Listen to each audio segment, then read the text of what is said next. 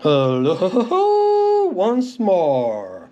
And here we are with part 5, wrapping up Red Tin Twins box 2. Took us 6 to get through the first box, but it's only going to take us 5 episodes to get through this second one. I guess I probably had a little bit less to say, or I just said it a little bit faster. But this will wrap up this box, and then we'll probably move on to box 10 of the mixed 45s that we have to show you. But Steve Wariner doing Where Did I Go Wrong off his album I Got Dreams, clearly marked as the A side, so no guessing on this one. And the B side being Plain Old Texas Girl. Makes me suspect that this is probably country and western. But I don't know Steve Wariner, don't recognize either one of his songs, so I can't say for sure. Next up, we've got a couple in a row here by Sylvia. I'll Make It Right With You being the A side here, and Nobody being the B. And the next Sylvia one here that we have is Sweet Yesterday, with a B side on that one called I Feel Cheated.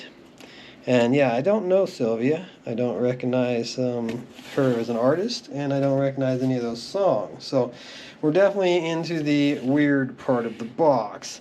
This one, Cliff Stone with Speedy West doing Copenhagen. It's noted as being an instrumental, and it is also a promotional record. So you'll notice it's Cliffy Stone and his orchestra down here. I guess it did say Cliffy up there too, so I just read it as Cliff, but Copenhagen on that side, and Millenberg Joys on this side, and it's got the X, so maybe this was intended to be the A side, but I don't know. Again, it's an instrumental, so we've got 2 instrumental songs here, orchestrated. I'm not even sure what kind of music it actually is, but it is an interesting promotional record. I like seeing that logo up there on the top of that last one. And this one's Red Stewart. I originally read it as Rod Stewart, but it's Red Stewart, Sunshine Over the Hill, and they've got it marked as country. So there again, it's not something I'm familiar with, but I'm sharing it with you because it's in the box. I've got a whole mess of country and western 45s that I should film at some time and post up. I was going to pitch them, and the wife was like, no, somebody's going to want to see them, somebody's going to care. So probably once I finish the A to Z collection, when I'm done with everything, we might go there. Having Second Thoughts, this is actually probably the A side because it's got the star on it. This is a special disc jockey record, not for sale, so it's another promo situation. And off of an album I remember, but I don't remember. I don't know Red Stewart, and not it being in the country, it's probably not something that I'd have a lot of interest in anyways. But here's something that I do like and do have an interest in, and some people shake their heads and wonder why, because I'm mostly a metalhead. 60s psych, 70s rock, 80s metal is my thing. But there was some 80s pop that, was interesting and fun, and Girls Just Want to Have Fun by Cyndi Lauper falls into that category. That She's So Unusual album in general is a pretty fun listen in my opinion. B-side here having a song called Right Track, Wrong Train. But right up next, we've got another Cyndi Lauper off of the same album. And so we got a nice little price tag here on this one, She-Bop. So it's in the original sleeve with the original price tag, $2.99 for one song back in the day. That's pretty steep, huh?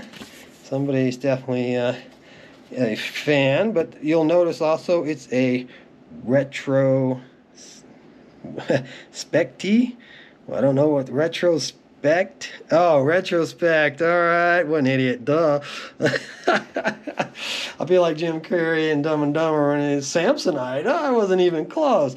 Retrospect. They got it broken up, and I was trying to read it as 2 words. But anyways, here's Cyndi Lauper doing She-Bop.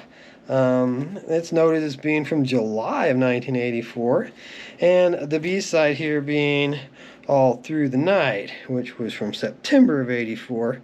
And yeah, I definitely liked She-Bop. That's a fun little song, and I I liked Cyndi Lauper. I liked the movies that she did. She should have done more acting. That Vibes with Jeff Goldblum was a great movie, and Life with Mikey that she did with Michael J. Fox.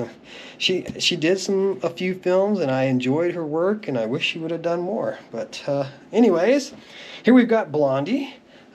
Classics release, so this is obviously a reissue, but side A from 1980, Call Me, theme from American Gigolo, and on the B side of that they gave us Atomic, which was another good song of Blondie's. I also liked Blondie a lot in the beginning.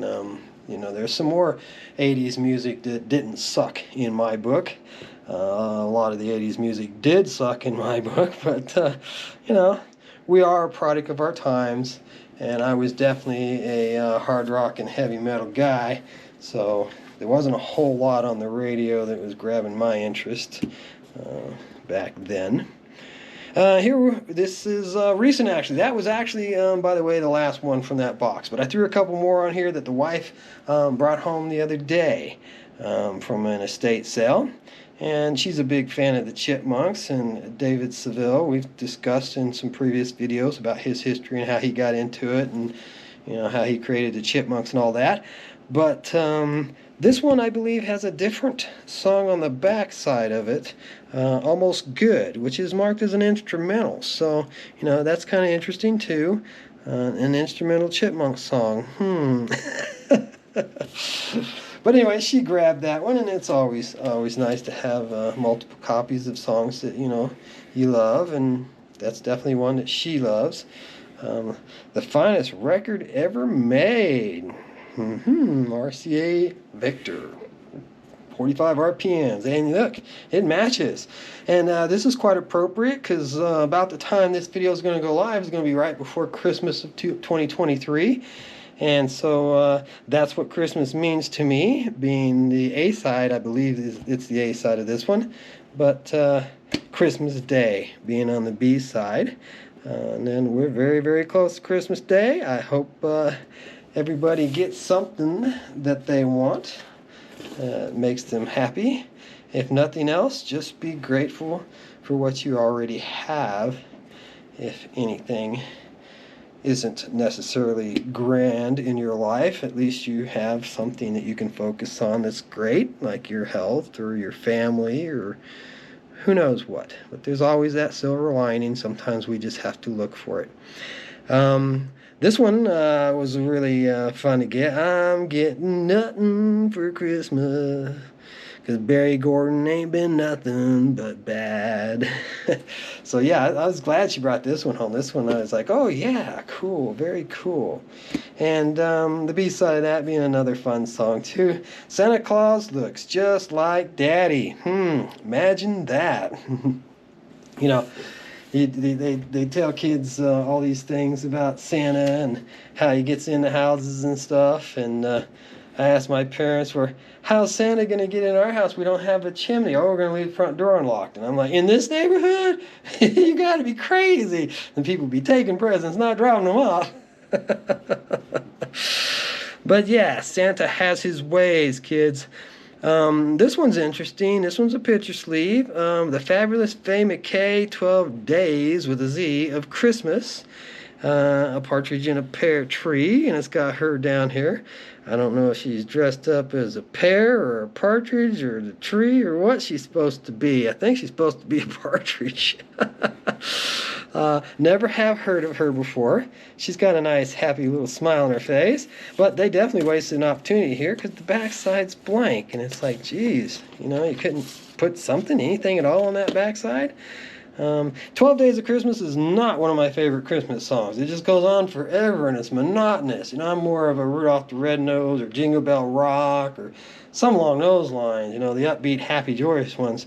12 Days of Christmas just drags on forever. But anyways, this seems to be like probably a comedy version of it because it's also got lyrics by Clay and Candy Davis. So they've changed it, took the song and changed lyrics. So this one might be a fun listen. So yeah, I was kind of glad that she got this one too. The B-side being Those Swinging Bells, which is just listed as being traditional. So I don't recognize that song right off by the title, but put it on and maybe we will know it. So, that kind of wraps all that up. Since we have a couple minutes here, and I've had these specialty ones sitting here off to the side for quite a while, I'm going to go ahead and use the next minute or so to show you. Here's the Coors Edge, all part of the family. This is a 45 record that was given out to the employees of Coors Brewing Company back in the day. It's not dated. This was before my time with the company, and I started working there in 1988. So this 45 is probably going back somewhere into the late 70s, early 80s would be my guess. And then we got a nice Christmas card here from them one year, and it's got I'm going to use the back side of it to make it a little more visible, but holiday greetings to you and yours from Coors. You notice they got a little cheap that year. It's just the old plastic like you used to get out of magazines or off the back of a box of cereal. You'd get these records that you could play, but it is kind of cool that they sent out a Christmas card that had a vinyl, you know. Good old Bill Coors' signature there. If you're at all familiar with Coors, then you might know his name. And the last thing I want to show you, and which will wrap this episode up quite nicely, is a cassette tape they gave out to us, Getting Together with America. This has 4 versions of a commercial with some slightly different wording, 2 versions on each side. I haven't listened to this in years, but you notice the backside doesn't have a label, but like I said, it does have 4 different recordings of basically the same commercial done a couple of different ways. So there's a little novelty thing there for you to see, just to share with you. So I hope everyone has a wonderful holidays. Let's hope 2024 is a great year, and y'all just be good to each other and take care, and we'll see you another day.